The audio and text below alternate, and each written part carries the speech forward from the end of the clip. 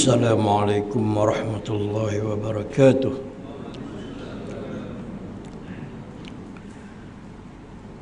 بسم الله والحمد لله والصلاة والسلام على رسول الله وعلى آله وصحبه ومن تبعه ووالاه. أما بعد فإن أصدق الحديث كتاب الله وخير الهدي هدي محمد صلى الله عليه وسلم وشر الأمور محدثاتها وكل محدثة بدعة وكل بدعة ضلالة وكما قال عليه الصلاة والسلام.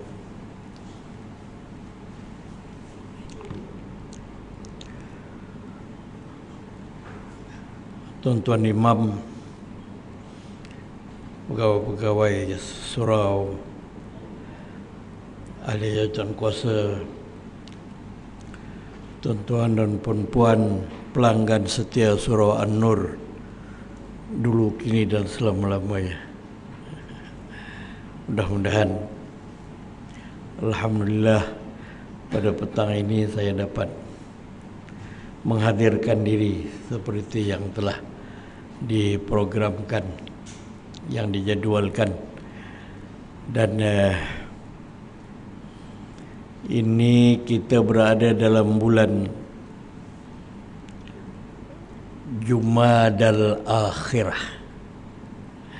Sebutannya ya, Jumadal Akhirah. Hejaannya Jim, Mim, Alif, Dal, Ya tak bertitik. Jumadal Akhirah. Ya. Yang sebelumnya tu Jumadal Ula. Ya. Jumadal Ula. Tu Jumadal Akhirah. Barangkali sudah ada setengah bulan tak ni? Sudah ada setengah bulan dah? Berapa bulan dah? Lepas tu habis ni masuk bulan Rajab lah kan. Bulan Rajab, bulan Syaban.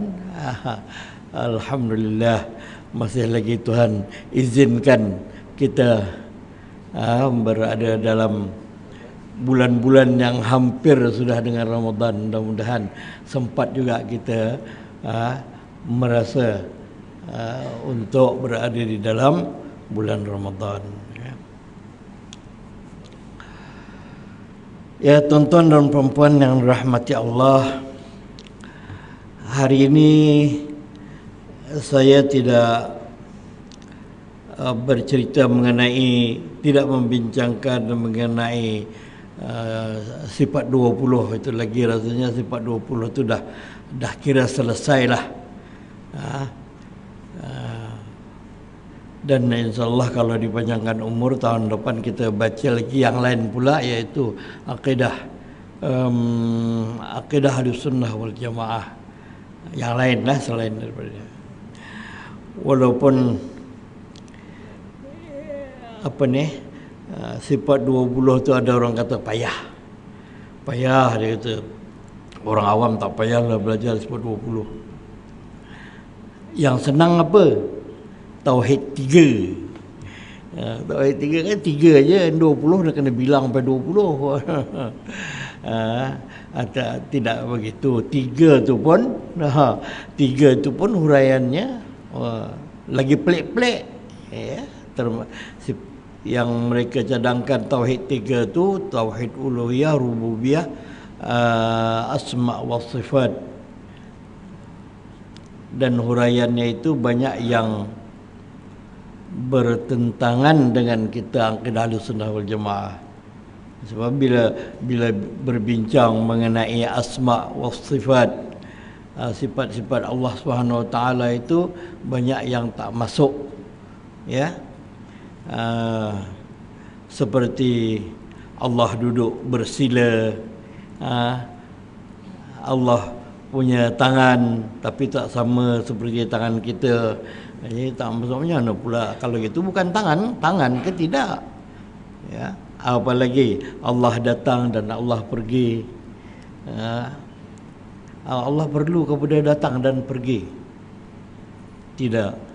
Itu semuanya membengangkan menyukarkan kita. Kalau sifat 26 bunyinya aja 20, tapi ramai orang boleh hafal.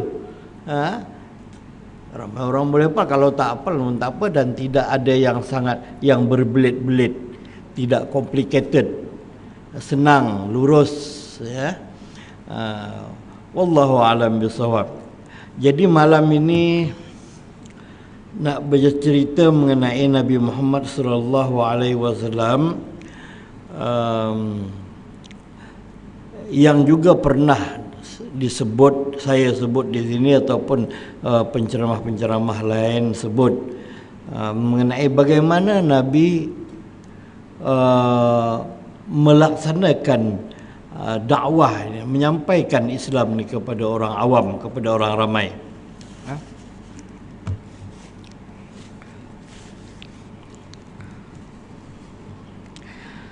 Sebahagian daripada cerita ini ada di dalam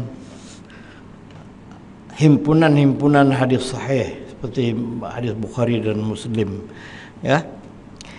Yang pertama nak ceritakan mengenai seorang dusun, seorang badui, orang pedalaman, ya, datang masuk ke dalam masjid Nabi. Dan ketika itu Nabi tengah solat. Dia berdoa dengan kuatnya.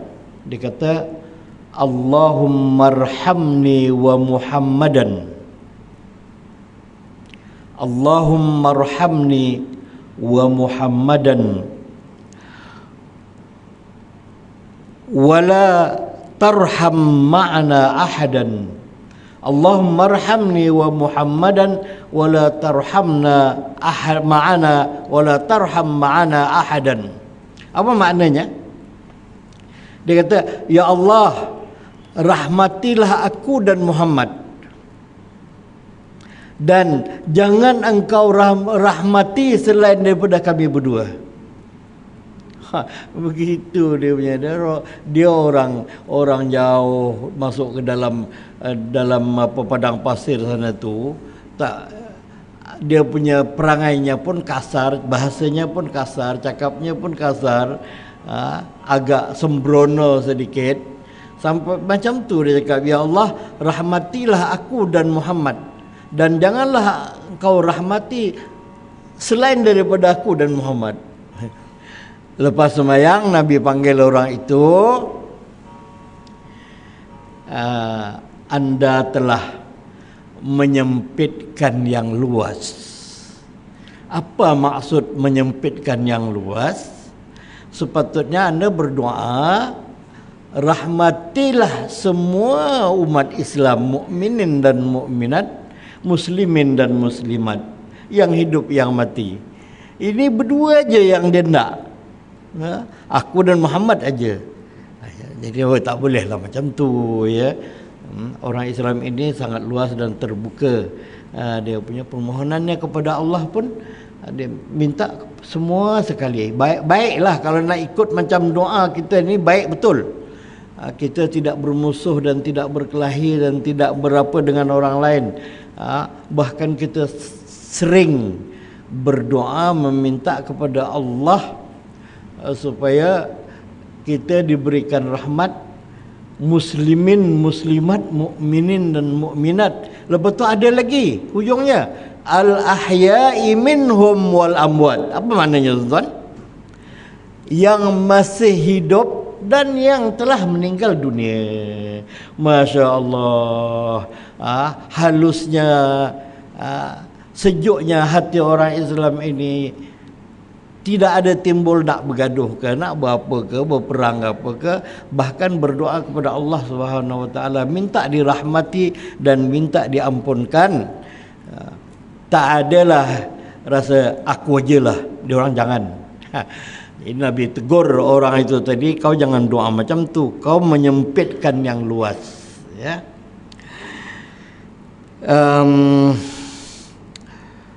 Nak cerita yang kedua pula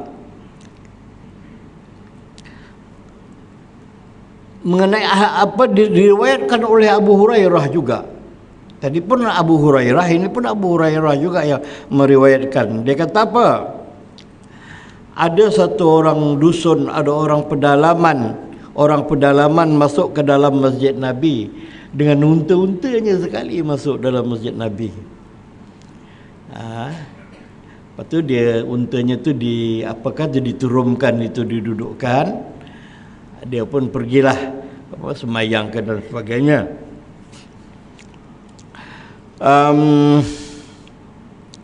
Selepas sembahyang, dia pergi ke belakang, tengok sudut-sudut tu dia kencing, dia melabur di situ.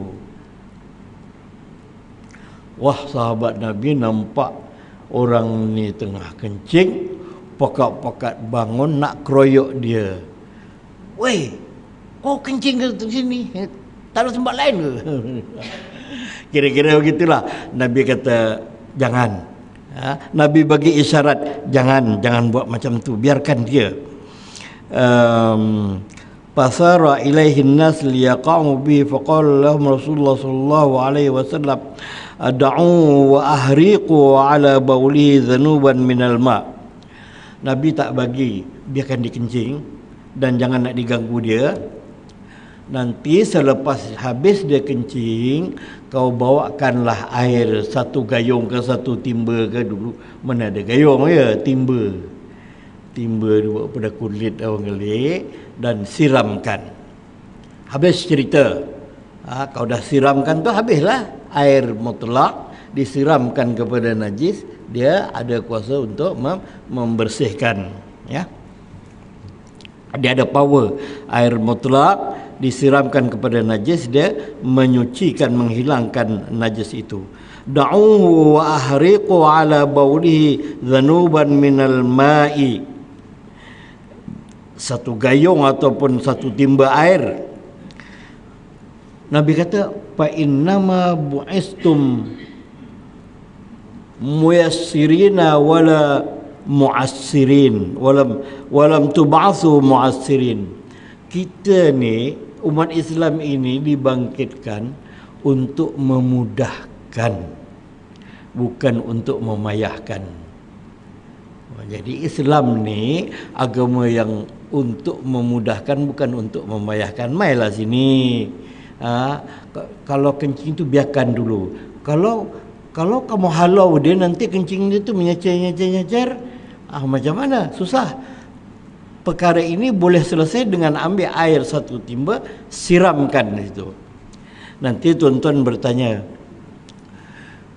oh, macam mana ya orang kencing dalam masjid, ambil air satu timba, siram, dah selesai, hilang aja. Iya, masjid Nabi itu pasir, bukan lantai macam ni, mozaik ke apa, pasir. Di apalah mengkali diketuk-ketuk, dirata-ratakan. Jadi kalau dia kencing tu di atas pasir tu, bukan merebaknya jauh dan disiram, habislah. Oh, kalau lantai cantik macam ni kencing, tentulah dia merebak-rebak ya. Ini dari segi fiqh. Dari segi fiqhnya, kalau kencing itu di atas pasir disiramkan, maka hilanglah dia punya najis. Adakah mesti dibalik-balik, dikorek-korek pasir itu? Tak payah. Siram aja di atasnya. Dah selesai.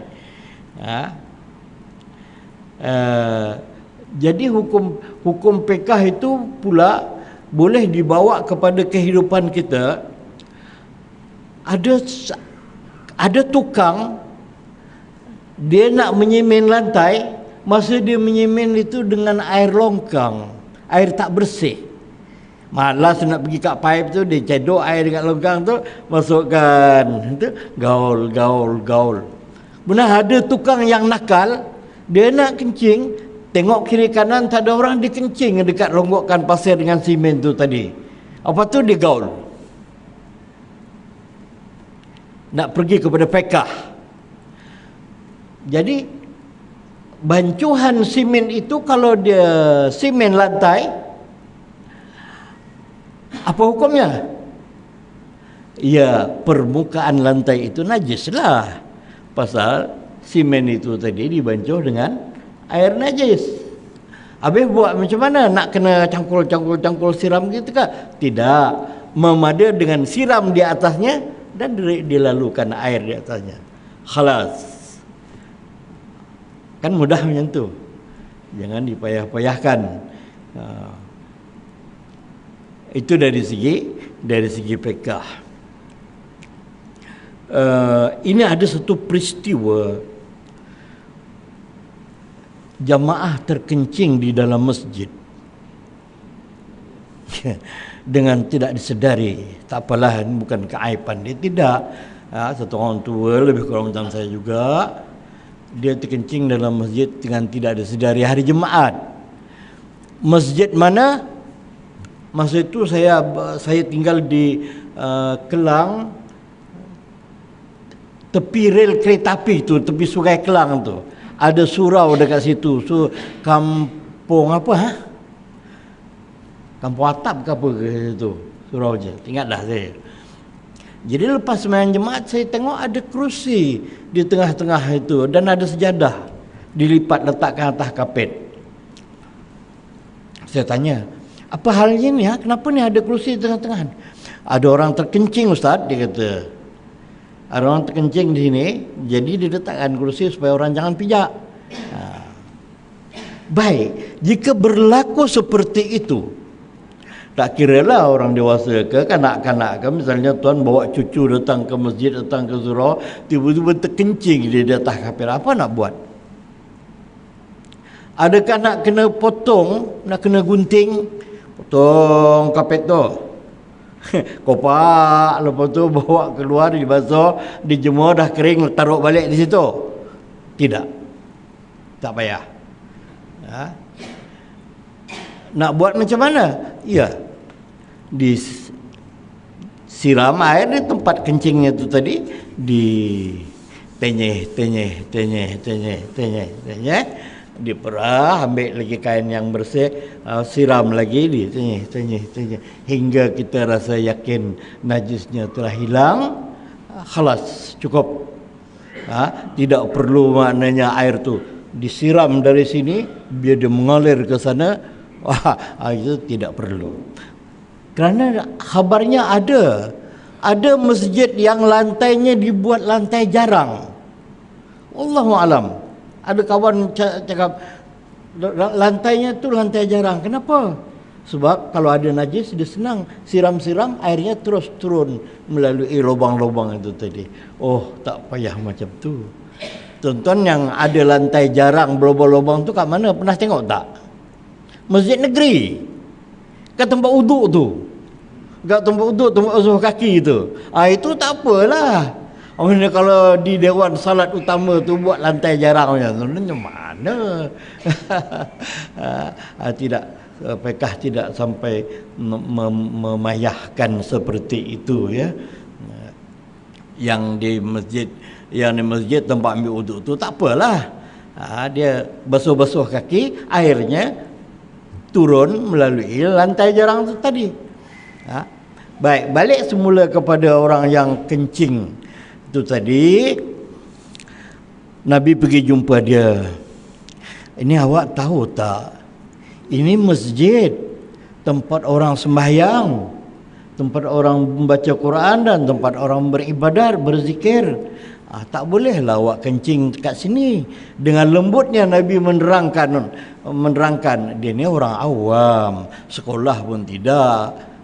Mana nak sekolah, duduk jauh daripada orang, kerjanya memelihara kambing, makan minumnya di padang pasir, bukan bergaul dengan orang yang moden ini. Jadi dia tak tahu, jadi dia kencing itu. Nabi pujuk dia, ini tak boleh tahu, ini masjid, tak bolehlah awak kencing kat sini, kencing tempat lain ya. Mengangguk dia, lembut hatinya.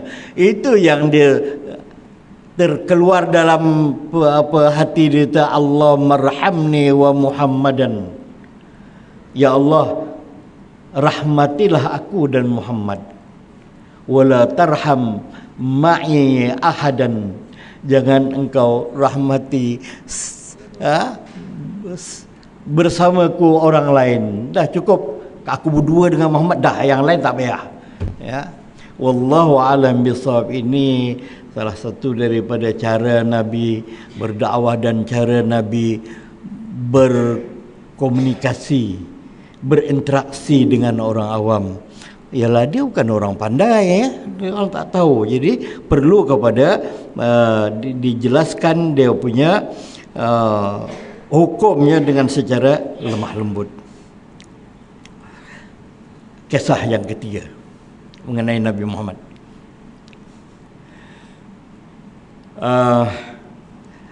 Ini begitu juga orang pedalaman, juga orang dusun, dipanggil orang dusun. Ini dalam hadis Bukhari dan Muslim ada cerita dalam Kitabul Adab, dalam bab adab. Ya. Dan ada tambahan dalam hadis-hadis yang lain yang diriwayatkan oleh Al-Bazzar. Satu orang hamba Allah, orang pedalaman, orang awam yang tak berpelajaran, dia datang ke masjid, terus berjumpa dengan Nabi Muhammad dengan kasarnya. Kasarlah kan, sembrono. Muhammad, bagilah aku apa-apa, bukan harta yang kau. Gitu. Kira-kira kasar begitu dia bercakap. Nabi pun bagilah dia. Nah, lepas Nabi bagi,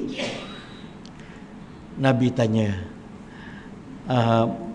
baik tak macam ni? Melenting dia. Baik apa macam ni? Kira-kira kedekut betul engkau ni, tak hidung masin. Marah kat Nabi Muhammad macam tu.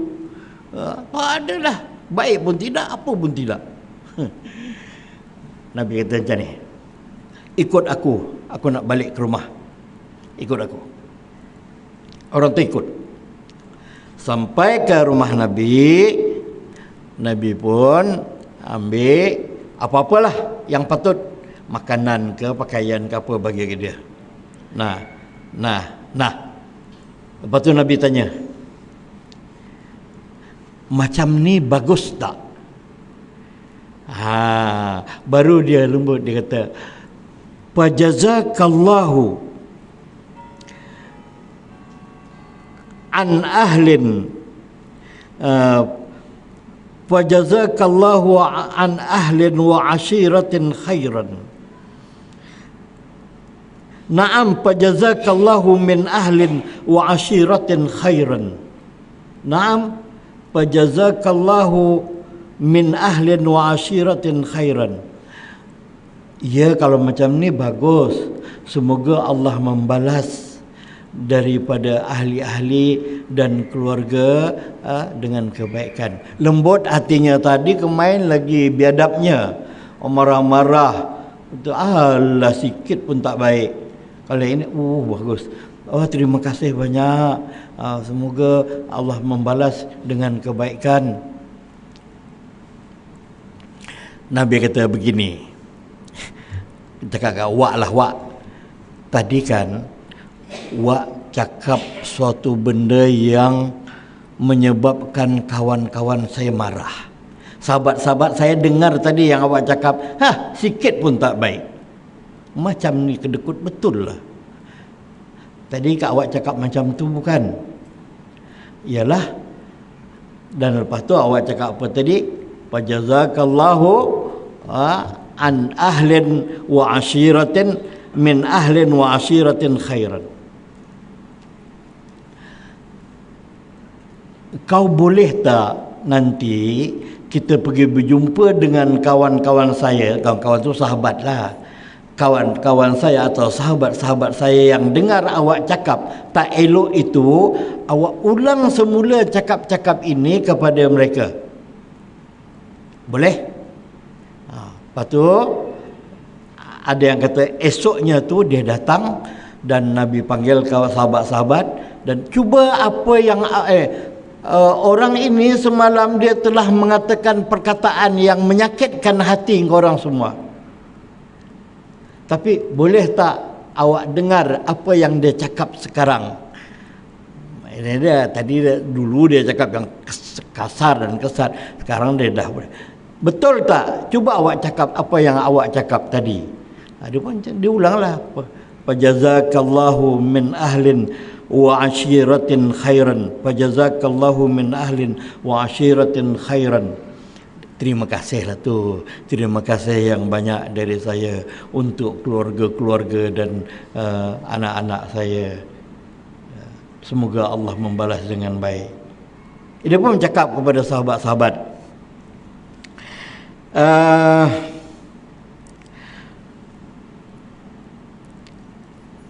Lalu sahabat-sahabat mendengar dan mereka tak marah lagi. Kalau tidak, nanti kalau aku jumpa kat jalan orang ni, aku kerjakan apa cakap yang tak elok kepada Nabi. Tapi tidak, ya. Inna sahibakum hadza kana jaa fasalna fa'atainahu.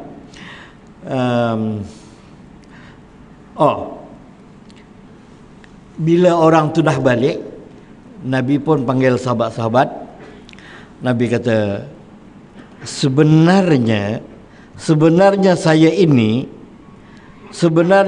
ini macam seorang pengembala unta. Aku dengan orang yang ini tadi yang cakap kasar tu macam dengan seorang pengembala unta. Macam mana ceritanya? Pengembala unta itu kehilangan unta, dia tengah berehat, itu kehilangan untanya. Lalu orang ramai dia pergi mencari dan orang ramai ikut mencari untanya dan mengejar unta itu. Dia yang bawa macam-macam lah. Bawa kayu ke bawa apa dengan riuh rendahnya. Orang panggil.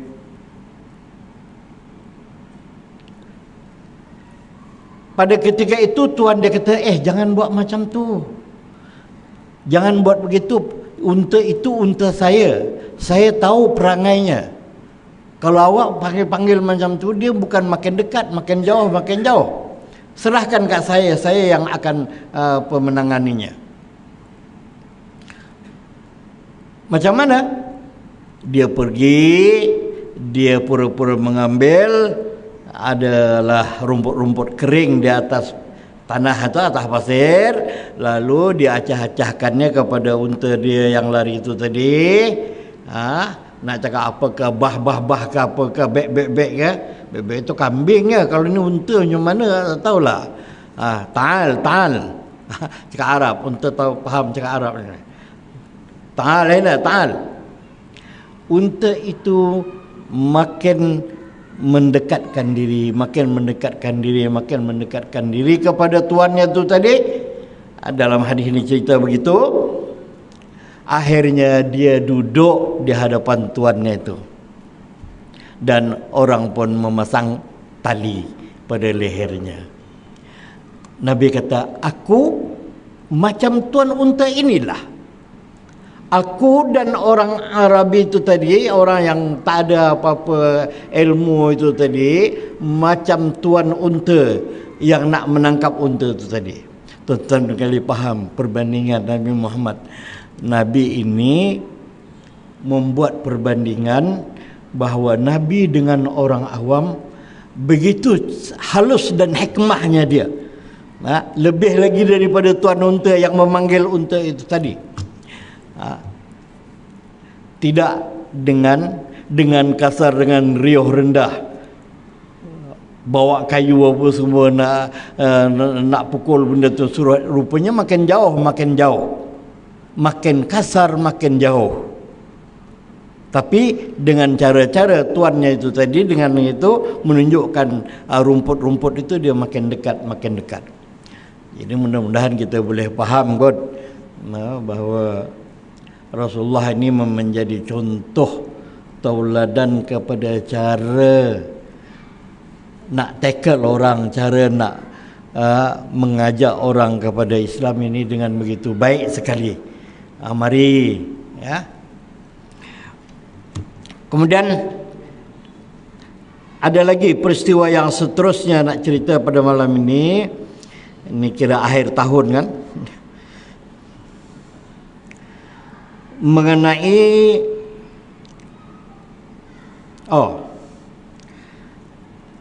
seorang ahli Najd datang berjumpa dengan Nabi dengan rambutnya yang tegak gitu, dengan perangainya yang kasar.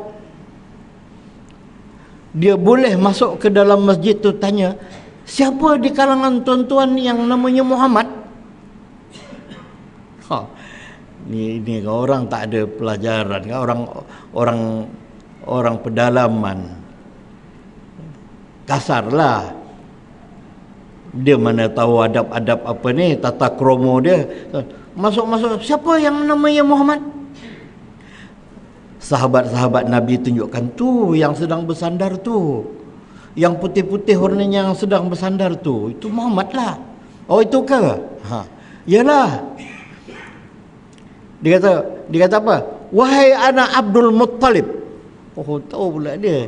Abdul Muttalib tu dia punya ayah atuk dia kan. Wahai anak Abdul Muttalib. Ya Ibn Abdul Muttalib.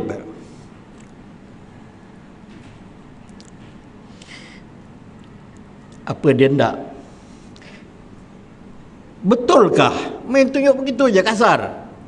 Betulkah awak yang mengatakan kita kena dirikan sembahyang 5 kali dalam sehari semalam? Nabi kata, ya betul lah. Ada tak yang lain lagi? Nabi kata, tak ada lah, 5 je lah. Kecuali kalau kamu ndak menambah yang sunat, itu terpulang. Tapi 5 aja yang wajib. Okeylah, 5 lah. Betulkah kamu mendakwa bahawa Tuhan suruh kita puasa sebulan dalam setahun? Ya betul. Ada tak yang lain lagi? Tahu sebulan aja tahu. Kira-kira gitulah. Aku tanda kalau lebih pada sebulan. Sebulan aja boleh. Iyalah. Tapi kalau awak nak yang sunat, nak menambah, itu terpulang. Kalau tidak, ini dah cukup. Sebulan aja puasa. Puasa Ramadan aja lah. Yang lain-lain nak puasa, tidak. Nah, apa dia lagi dia kata? Betulkah awak mendakwa bahawa Tuhan suruh mengeluarkan zakat? Ya, betul. Zakat itu diambil daripada orang kaya, diberikan kepada orang miskin. Yang selepas itu dia turun sikit. Dia punya body language dia tu turun sikit. Dia tak ada tadi macam tadi tegak sangat. Macam apa sangatlah, gedebe gitu. Dia kata, gedebe ni. Pasal apa? Dia kata, bagus ni. Orang kaya keluarkan zakat bagi pada orang miskin. Dia miskin, dia patut dapat. Okey. Kalau begitu dia kata tak apa. Saya akan ikut dan masuk Islam lah. Saya akan ikut Tuhan, tapi dengan syarat saya tidak akan tambah lagi dan tidak akan kurangkan. Oh, dia buat syarat macam tu. Dia mana tahu orang kasar, orang tak bersekolah, duk hulu. Hulu buat ni, cakap macam tu dengan Nabi. Boleh, tak apa. Saya nak ikut Islam, tapi saya tak hendak tambah lagi dan tak hendak kurangkan. Kata kurangkan, mana boleh kurangkan? Cukuplah. Semayang 5 dah mana boleh kurangkan menjadi 3. Puasa sebulan mana boleh kurangkan daripada sebulan. Zakat dan sebagainya itu kalau ada. Nabi kata okey, tak apa. Bagus. Jadi alhamdulillah, selepas itu dia menjadi orang yang baik. Dia kata, aku Dhammam. Dia kata, aku Dhammam. Nama dia. Aku Dhammam, ketua kepada kaum aku. Nanti balik ni aku nak cerita pada kaum-kaum aku. Ini ceritanya. Yang mengenai sembahyang, mengenai puasa, mengenai zakat. Yalah, baguslah, tak apalah. Jadi bagi orang awam, cukup kita mengajak mereka yang dasar-dasarnya sahaja. Sembahyang jangan tinggal ya. Puasa sebulan aja dalam setahun. Zakat itu pun kalau cukup nisab, kalau ada pendapatan yang berzakat, kalau tak ada pendapatan yang berzakat ya tak payah. Sebagai asnaf ajalah menerima zakat adalah. Mengeluarkan zakat ya tak payah kalau tak ada bendanya. Ya alhamdulillah. Orang-orang yang seperti itu akhirnya menjadi orang-orang yang bagus, menjadi pengikut Islam yang bagus ya. Tuan-tuan dan perempuan yang dirahmati Allah, nak cerita kalau ada masa lagi insya-Allah dah nak bunyi dah ni tu ya. Tuan, kisah Nabi pergi ke Taif. Nabi pergi ke Taif untuk mencari tempat baru berdakwah. Sampai di Taif itu orang Taif tak terima dakwah Nabi. Lalu orang-orang di situ suruh budak-budak, budak-budak kau kejar tu. Katakan Nabi Muhammad tu, kau kejar tu orang gila tu. Wah, masih budak-budak seronok lah. Ada yang bawa kayu, ada yang bawa batu, baling. Sampai kaki Rasulullah berdarah, mengalir darahnya ke bawah, melekat pada kasut. Darah itu tadi mengalir, melekat pada kasut Nabi SAW. Ketika itu, ini ringkas ceritanya, ketika itu Jibril datang memperkenalkan diri, wahai Muhammad, aku ini Jibril. Akulah malaikat yang Allah Ta'ala suruh mengorek bumi kaum apa tu yang diterbalikkan tu, kaum Lut, terbalikkan. Kalau Tuan berhajat, Tuan boleh cakap pada saya boleh buat macam itu kepada penduduk Taif ini, dikorek, diterbalikkan, nampak kan? Tuan kena baling sampai berdarah macam ni. Nabi kata apa? Tak payah. Tuhan tahulah nak buat apa terhadap diri aku. Tuhan tahulah nak buat apa terhadap diri aku. Terpulang kepada Allah Subhanahu Wa Taala nak buat apa. Tu azan, fadhal.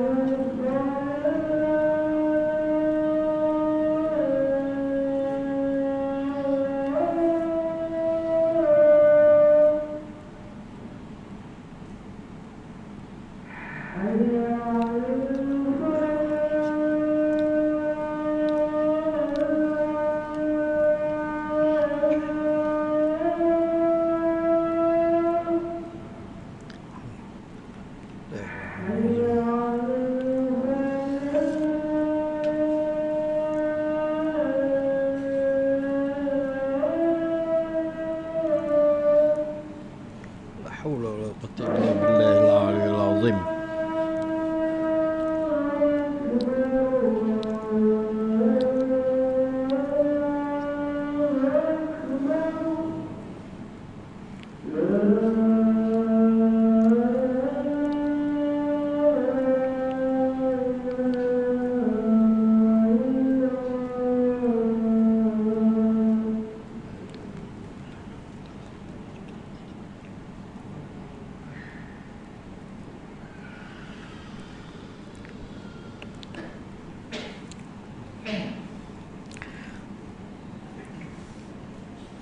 Sambung semula cerita tawaran malaikat Jibril itu tadi untuk membinasakan penduduk-penduduk Taif. Kalau tidak, mengali kita tak ada pergi ke Taif lagi lah ya. Kan orang jemaah umrah apa semua pergi ke Taif menengok kalau Nabi kata ya, kau pantai aja. Biasa dia orang ni ajar kamu betul-betul. Malaikat Jibril bila masa je tuan-tuan sudah pernah pergi ke itu tempat kaum Lut yang diterbalikkan tu, yang jadi lautannya tu Laut Masin tu, Laut Mati. Masin berenang di situ mesti cepat-cepat bilas. Kalau tidak, kalau kita biarkan dia kering tu ada garam dekat kening-kening tu ni, ada garam. Menyelam tak mau tenggelam kerana kepadatan garamnya tu dia. Wallahu a'lam bisawab. Dah Nabi cakap pada Jibril begitu, Allah Ta'ala tahulah apa yang dia nak buat kepada kekasihnya. Biarlah dia yang memutuskannya. Aku tak payah nak minta apa-apa. Cuma Nabi Muhammad berdoa kepada Allah. Tuan ingat tak doanya itu? Ingat tak doa Nabi kepada Allah dalam bab itu? Allahumma hdi qaumi fa innahum la ya'lamun. Allahumma hdi qaumi fa innahum la ya'lamun. Ya Allah, berilah petunjuk kepada kaumku, mereka ni sebenarnya tak tahu. Begitu Nabi mengambil pendirian yang sangat bagus. Mereka ni tak tahu, itu sebabnya mereka baling aku. Kalau tidak, kalau mereka tahu, mereka faham, mereka tak akan buat macam tu. Lepas tu Nabi pergi berehat di bawah pokok. Cerita ni ada sikit lagi tak habis. Ketika Nabi berehat di pokok itu, Nabi memakan buah anggur yang besar di luar musim. Ada seorang pemuda pergi menghampiri Nabi.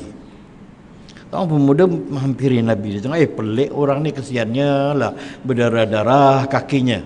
Tolonglah kesat-kesatkan apa semua. Berkenalanlah dia dengan Nabi Muhammad sallallahu alaihi wasallam. Nabi kata, awak ni, nama awak siapa? Kata, adik lah. Kata, adik nama siapa? Nama saya Adas. Adas. Adas dari mana? Asal dari mana? Dari kampung Nainawi. Saya asalnya dari kampung Nainawi. Nainawi, Nabi kata, kampung Nainawi. Kampung Nainawi itu ialah kampung Yunus ibni Matta. Nabi kata, itu kampung Yunus ibni Matta. Adas ni kata, Macam mana pula tuan tahu itu kampung Yunus Ibn Matta? Itu saudara saya. Macam mana pula itu saudara tuan? Dia di mana tuan, di mana? Yunus Ibn Matta itu nabi. Saya ini pun nabi juga. Jadi kami bersaudara. Oh begitu ke? Jadi tuan ini nabi rupanya. Ya. Dengar-dengar begitu terus bersalam dan memeluk Nabi dan mencium-cium Nabi. Tak cukup cium tangan, cium kaki lagi. Punyalah ya. Nabi ya. Cium tangan, cium kaki. Boleh tak cium kaki? Kalau tengok dari sini boleh ya. Yang dicium tu kaki Nabi. Yang dia cium tu tangan Nabi. Ini balasan Allah Subhanahu Wa Taala yang tadi sangatlah menyedihkan. Nabi Muhammad ni sedih sangat. Kita kiralah Nabi Muhammad ni sedih sangat. Nak berdakwah, nak memanggil orang kepada kebenaran, dibaling sampai meleleh-leleh darah. Tiba-tiba sampai giliran ada seini tadi, dah tahu rupanya dia ni Nabi, dipeluk, dicium sampai cium dia punya kaki. Dia peristiwa Nabi dicium kaki ini bukan sekali ini. Sebelum ni pun ada.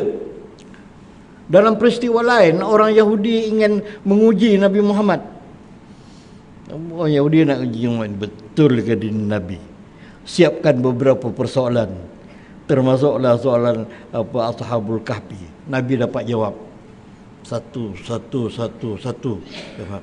Oh, kalau begitu ternyata confirmlah anda ini Nabi. Yahudi ni tadi peluk Nabi Muhammad, cium tangannya dan cium kakinya.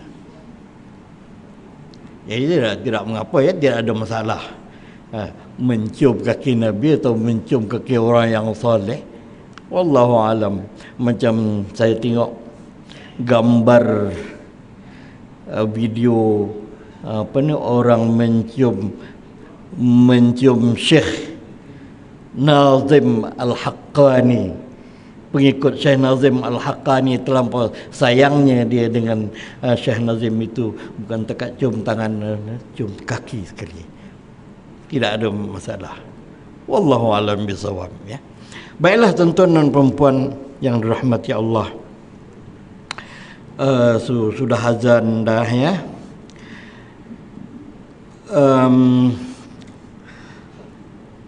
Penutupnya tadi kisah Nabi di Taif, betapa susahnya menyebarkan Islam, dan kita sekarang ni betapa mudahnya kita mendapat sumber-sumber Islam. Tinggal kita amalkan saja lagi, dan kita tak ada payah-payah kena baling, kena kejar semua ya. Kita tinggal amalkan saja dan pertahankan Islam itu sesuai dengan pegangan ahli sunnah wal jamaah yang dibawa, yang diterangkan dan dijelaskan oleh para ulama. Jangan kita nak mencuba-cuba ajaran dan ajakan orang lain yang kita tak tahu apa hujung pangkalnya. Sedangkan ajaran-ajaran sesat ini dari satu masa ke satu masa ada aja. Ada je, tak pernah terhenti-hentinya. Kalaulah tidak ada kuasa agama, begitulah dia berlaku. Sampai kepada peringkat ada orang mengaku menjadi nabi. Bahkan ada orang perempuan mengaku menjadi nabi. Kepingin sangat dia nak mengaku, nak menunjukkan apa buktinya tuan menjadi nabi. Apa dia punya mukjizatnya? Mukjizatnya Quran lah. Oh pula begitu ya. Tak malu. Kau kalau mengaku menjadi nabi, tentulah kau ada mukjizat yang tersendiri ya.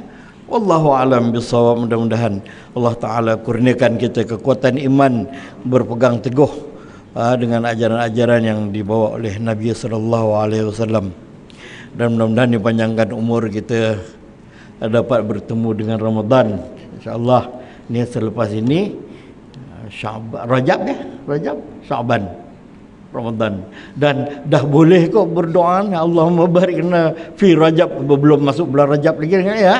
Allahumma barikna fi Rajab wa Sya'ban wa balighna Ramadan. Ya Allah, balighna Ramadan, Allahumma balighna Ramadan. Wa sallallahu ala sayyidina Muhammad wa ala alihi wa sahbihi wa baraka wa sallam. Walhamdulillahi rabbil alamin. Taqabbalallahu minkum.